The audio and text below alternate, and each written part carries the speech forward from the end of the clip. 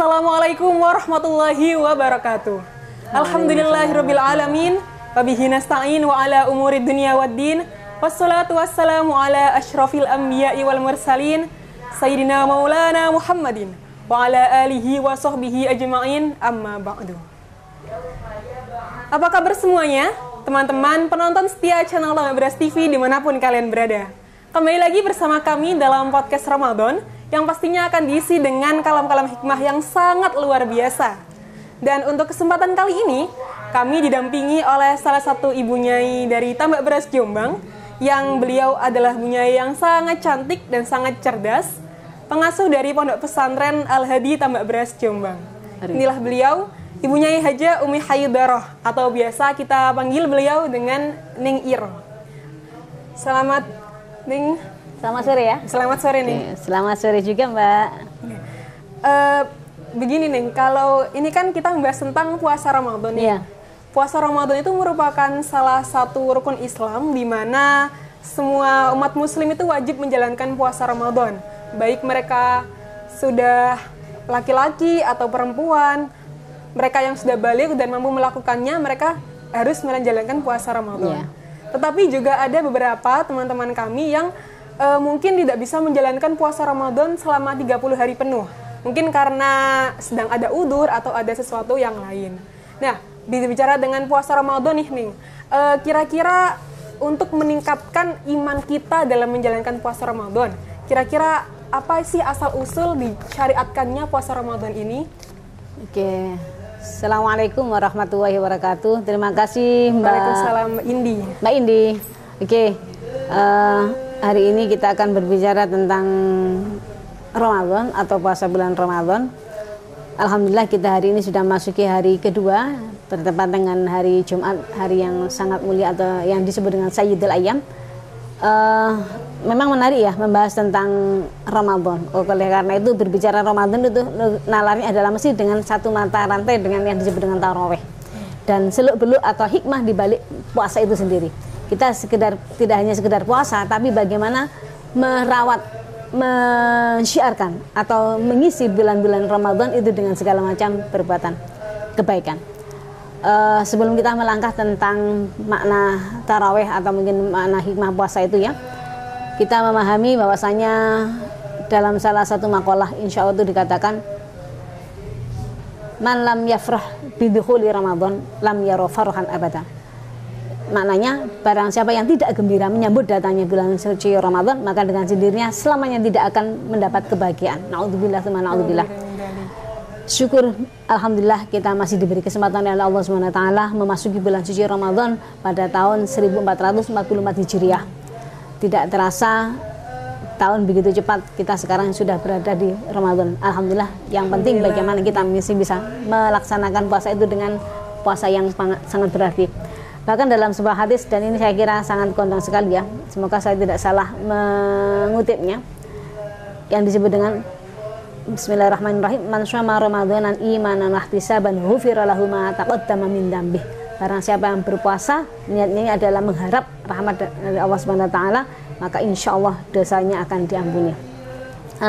Berbicara tentang puasa, sebenarnya banyak referensi-referensi yang terkait dengan hikmah terbesar atau kenapa sih Allah itu menjadikan Ramadan sebagai bulan yang bahkan dalam banyak riwayat itu dijelaskan masuknya bulan Ramadan itu menjadi pintu di mana segala kebaikan itu dilipat gandakan.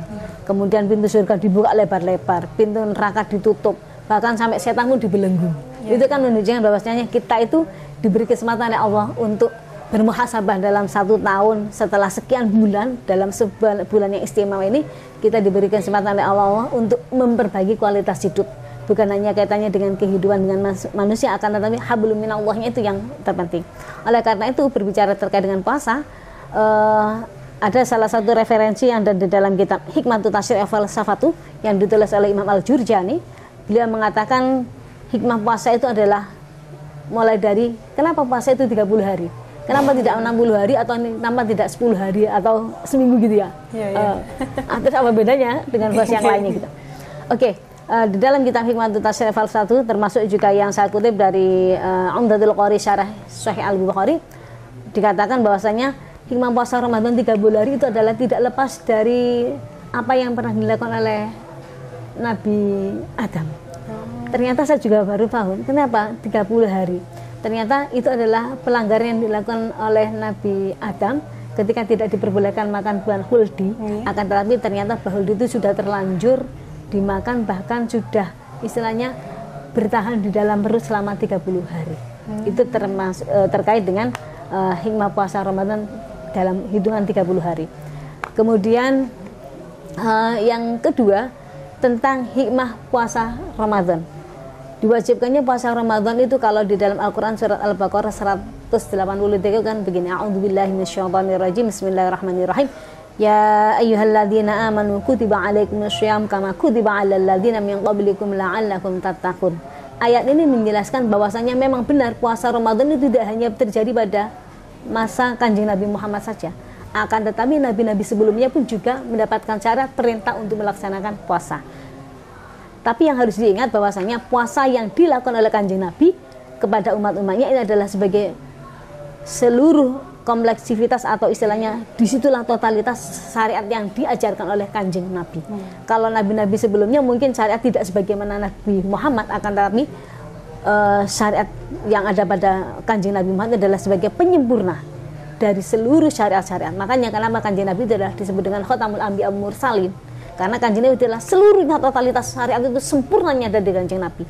Bahkan sampai kemudian dalam Al-Quran dijelaskan Al-Ma'idah itu yang berbunyi a'udzubillahi minasyaitonirrajim, bismillahirrahmanirrahim, terkait dengan bahwasanya pada hari ini al-yauma akmaltu lakum dinakum wa atmamtu 'alaikum ni'mati wa raditu lakumul Islam madina. Ini menunjukkan bahwasanya memang Kanjeng Nabi itu adalah penyempurna syariat Islam dan penyempurna ajaran-ajaran syariat sebelum nabi-nabi, sebelum Nabi Muhammad atau yang dilakukan oleh nabi-nabi terdahulu.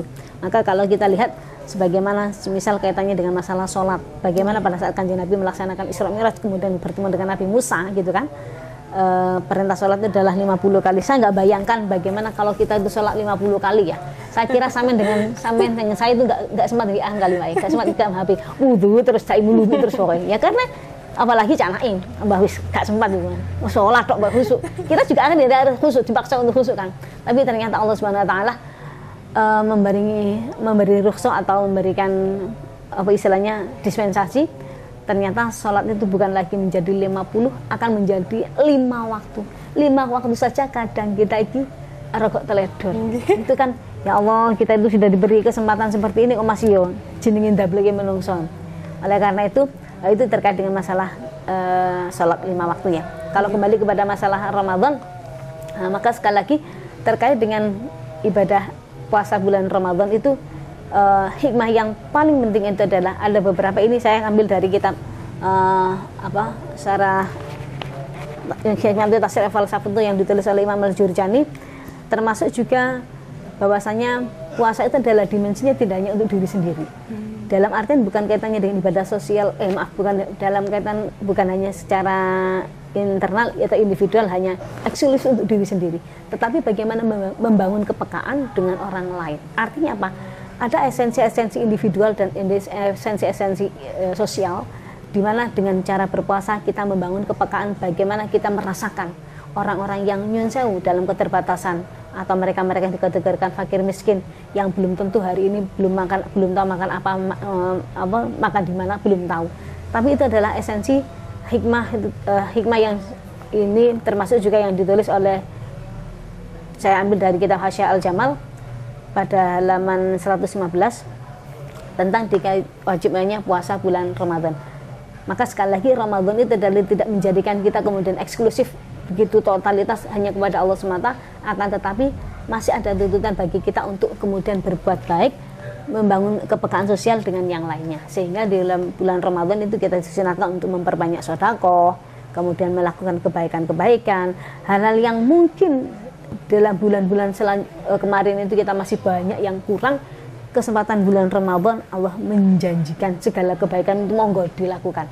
Sekarang tinggal kembali kepada manusianya sendiri ya. Tapi yang pasti itulah ajaran-ajaran yang disampaikan oleh Kanjeng Nabi bagaimana kita mengisi bulan-bulan Ramadan dengan segala kebaikan, termasuk hal-hal yang mungkin yang belum biasa atau mungkin yang tidak berlaku atau mungkin yang jarang dilakukan. Saya pribadi terutama terkait dengan semisal melaksanakan rutinitas apa sih, semisal tadarus, kemudian iktikaf, kemudian ramainya musola-musola atau masjid-masjid tidak hanya di desa atau akan tetapi juga sudah pada perkotaan-perkotaan, bagaimana orang sama-sama berfastabiqul khairat, benar-benar mengharap marhaban ini Ramadan ini adalah benar-benar bulan yang memang benar-benar dilipat gandakan dalam segala kebaikan. Belum lagi kalau kita berbicara ada malam yang sangat istimewa, yakni disebut dengan malam Lailatul Qadar, termasuk juga Al-Quran yang diturunkan oleh Allah pada bulan Ramadan. Maka sekali lagi bulan Ramadan itu adalah bulan yang sangat luar biasa keistimewaan-keistimewaannya, sehingga patut bagi kita untuk bersyukur masih diberi kesempatan oleh Allah untuk melaksanakan bulan suci Ramadan di tahun ini. Semoga puasa ini tidak hanya berhenti sampai hari ini, akan tetapi masih bisa berlanjut hingga tuntas sampai selesai 30 hari. Kemudian ini termasuk juga yang saya ambil dalam kitab Fathul Bari terkait dengan hikmah puasa itu, keutamaannya dengan cara memakan buah kurma. Nah, kurma itu ternyata kalau dalam pandangan dokter itu 60-70% glukosa. Tapi justru hadirnya buah kurma yang dijadikan sebagai menu takjil itu adalah justru menjadi disitulah mungkin orang yang punya diabetes atau mungkin darah tinggi khawatir ya. Tapi justru buah kurma adalah buah yang sangat luar biasa, yang melunakkan, yang menghaluskan. Termasuk juga ada kekuatan vitamin A yang dikandung yang menjadi penguat mata. Maka sekali lagi istilahnya buah kurma itu tidak ada pengaruhnya bagi orang yang punya penyakit darah tinggi dan lainnya, karena justru di situ adalah ada obat yang sangat luar biasa keistimewaan dari buah kurma itu sendiri. Mungkin termasuk juga ini saya sampaikan tadi makna puasa itu ya. Kalau ada makna puasa itu, makna puasa itu apa sih asli? Puasa itu adalah artinya dalam secara bahasa itu adalah disebut dengan al-imsak atau ngeker. Wong Jawa itu menahan sesuatu dari sesuatu.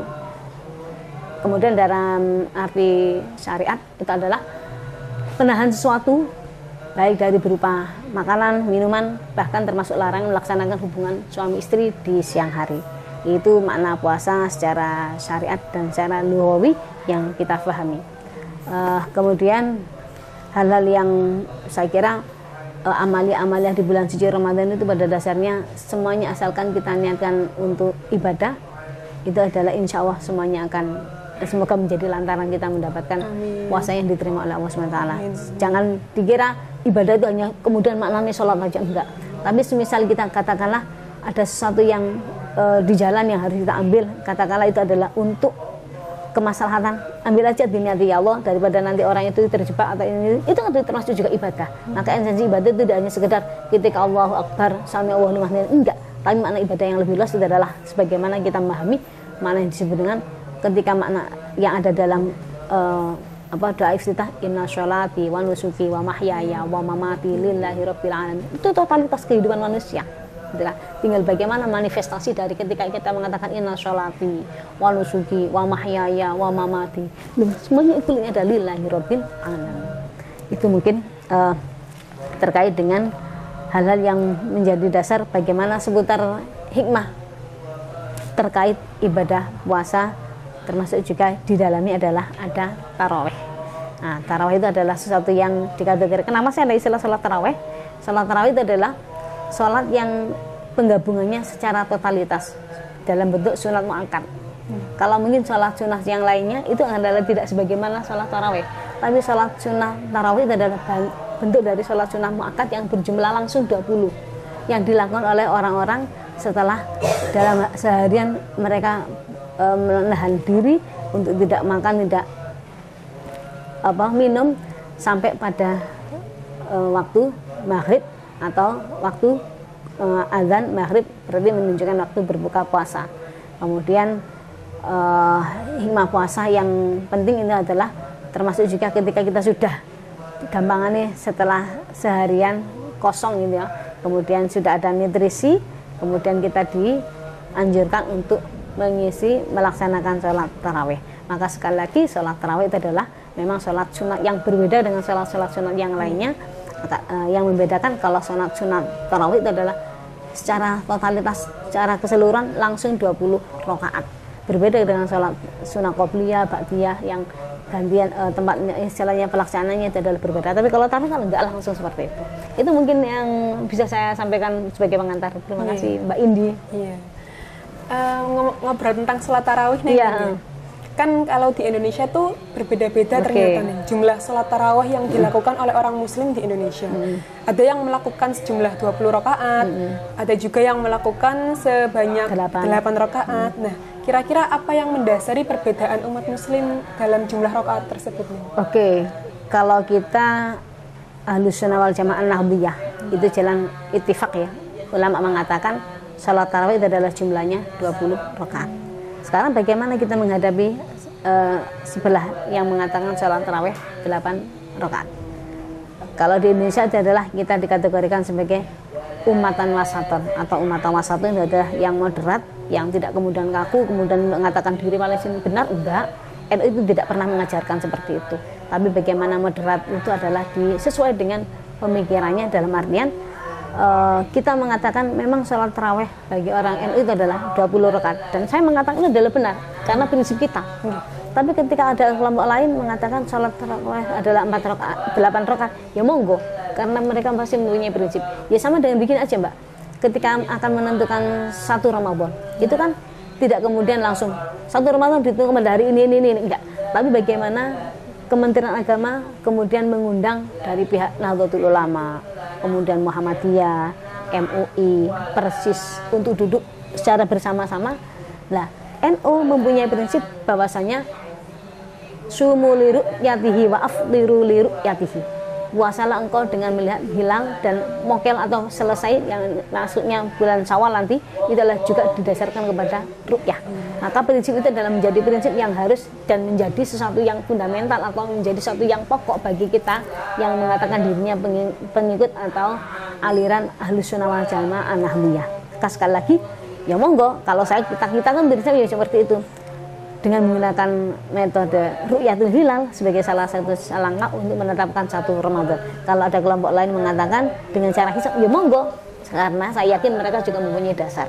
Dan itu adalah cara bagaimana kita kemudian saling menghormati, saling menghargai. Yang penting itu kita bagaimana punya prinsip, kemudian saling rukun, tidak kemudian gontok-gontokan atau mungkin geger-gegeran. Karena negara ini dibangun berdasarkan rahmah, berdasarkan perdamaian, berdasarkan cinta damai. Maka sekali lagi gontok-gontokan adalah bukan satu yang final, tapi bagaimana kita saling menghargai. Dan itu saya yakin para umarok, para ulama, para founding fathers saat mendirikan negara itu tidak kemudian berdasarkan gontok-gontokan adu kekuatan, tapi bagaimana kemudian mensinergikan pemikiran-pemikirannya sehingga jadilah negara Indonesia yang patut kita cintai, yang patut kita hargai, yang patut kita, ya emang Indonesia harus negara yang harus, menurut saya adalah harus negara yang harus kita cintai. Kalau nggak dicintai, terus kenapa hidup di Indonesia gitu kan? Kalau saya menurut saya gitu aja, ya wis melok daunnya para kiai, para ulama yang menegaskan dengan doktrin Ahlus Sunnah wal Jamaah seperti ini, yang itu kita lakukan dan itu menjadi prinsip kita. Berarti poin pentingnya kita harus saling bertoleransi, iya, betul. Entah itu tentang permulaan bulan Ramadan ataupun tentang perbedaan sholat tarawih di Indonesia ini. Iya. Baiklah Ning, mungkin cukup sekian podcast kita pada hari ini. Semoga kita dapat berjumpa lagi dalam pertemuan-pertemuan yang lain. Amin. Makasih Mbak Indi. Terima kasih juga. Saya juga merupakan suatu kehormatan yang luar biasa bisa saling bersama jenengan. Gitu. Oke Mbak Indi, makasih ya. Salam untuk teman-teman. Nah itu tadi teman-teman semuanya, merupakan salah satu kalam hikmah dari Ning Iroh yang sangat luar biasa sekali. Harapan saya untuk teman-teman semua, semoga apa yang beliau sampaikan pada hari ini bisa bermanfaat dan tersampaikan untuk kita semua. Mungkin sekian dari kami. Teman-teman semuanya, channel Tama Beras TV, jangan lupa like, comment, and subscribe channel Tama Beras TV, dan setia untuk menonton podcast kita di hari-hari berikutnya. Sekian Gening. Oke, terima kasih. Assalamualaikum warahmatullahi wabarakatuh. Waalaikumsalam warahmatullahi wabarakatuh.